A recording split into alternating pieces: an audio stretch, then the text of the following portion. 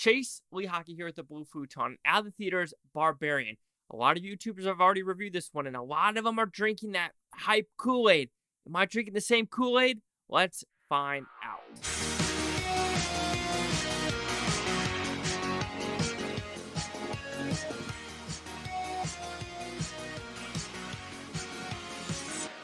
So just giving you a quick synopsis on Imdb because I don't want to ruin this movie. It is a woman staying at an Airbnb discovers that the house she has rented is not what it seems.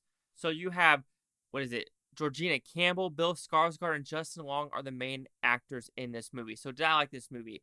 I like the first story and the second story. When we go into the third act of the story, to me, it's a downhill spiral, and I just wasn't digging it as much as a lot of other people are. So with that, I will give the positives of the movie first going in. I do think it is hip. It is a strong first and second half. Good scares. Even though movies don't scare me, it is good atmospheric, like, oh, what's going to happen next? What's going to happen next? But I wasn't palm sweaty, like, shaking like other movies and other people are saying, especially like the Barbarian trailers where you see like everyone in the audience going apeshit crazy. No, I don't think it's like that at all on any level. They just probably grabbed one audience member, a couple of them that were doing that. But in my theater, everyone was more laughing, and that laughing was probably for the bad thing, and that's what we're going to talk about at the very end. But I do think the acting's great, the atmosphere is great, the cinematography is great, the production design is even greater. I love the production design of the house and the surrounding environment of the 1980s as well as 2022 or when this is filmed. So looking at that atmospheric, just technical production design absolutely works. The cinematography works, as well as some of the gore. The gore is fun in this movie. Even though it's minimal, it's still pretty fun to have in it. So when looking at the acting, the directing, it's pretty good. But when you get to the third act, to me, that's a downhill spiral of what they're trying to do. Right when they go into a room with a TV, that's all I'm going to say, showing a video, I kind of knew where it was going, and they decided to go, like, pump it up to 10 and go a little cheesy and just a little over the top, and to me, that doesn't do well with the story. Also, they're on a water tower. That's all I'm going to say. There's a shot on that goes for seriousness, but maybe seriousness or cheese, but I think doesn't work.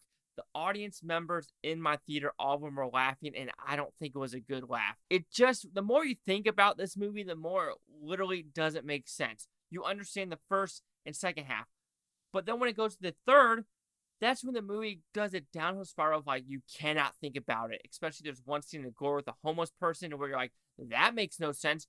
You're like, how is this person eating? How is this person doing this? Like, how is the person doing this? There is so many things, like, you gotta shut off your brain in the third act because you're just like, none of this is actually making sense whatsoever. Especially where they get this device for these people that were in the cages. Why were these people in the cages? I understand what they're going for. Where are the bodies? There's just so many things where you're just like, it doesn't connect at all. I understand what they're going for. Movies like this, sometimes you don't have to think about the connecting factors of the third act. But I think the third act goes completely bombastic, completely just unnecessary, and I think it puts more on the laughing scale and not in a good way. However, the Justin Long story, absolutely hysterical. The comedy works. The first Bill Skarsgård and Georgina's character meshing, it works extremely well. The atmosphere is great. Everything is great about the movie. The technical aspects completely work. I love that the score is so minimalist that when you're going through these hallways, these long corridors, that you don't know when the jump scares are going to be or when it occurs. And just the third act of when we see this new room with a bell, with a bottle, with the TV, with these videotapes, and how these cops, just nothing connects at the end, and I think that's a huge fault. Some people might just like be like, oh, that's just a small little thing, but to me, it's a huge thing that takes you out of the movie completely, unfortunately. So maybe I'm not drinking the Kool-Aid as a lot of people, but I think it's a fun time. But man, that third act, I really can't get down with it.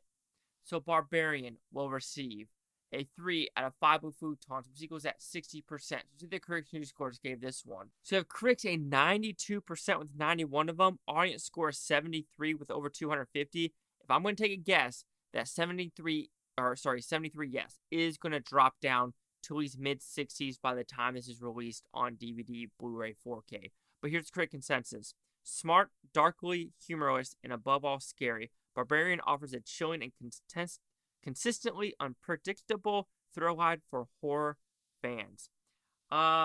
Scary. See, I don't think this is scary. Yeah, there's, suspenseful moments, but scary moments, I don't know.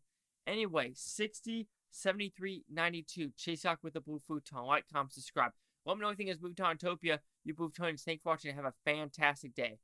I'm sorry, this is placed in the 80s. I'm looking at other serial killers. I don't want to spoil it, but you gotta shut off your brain in the third act. You truly, truly do.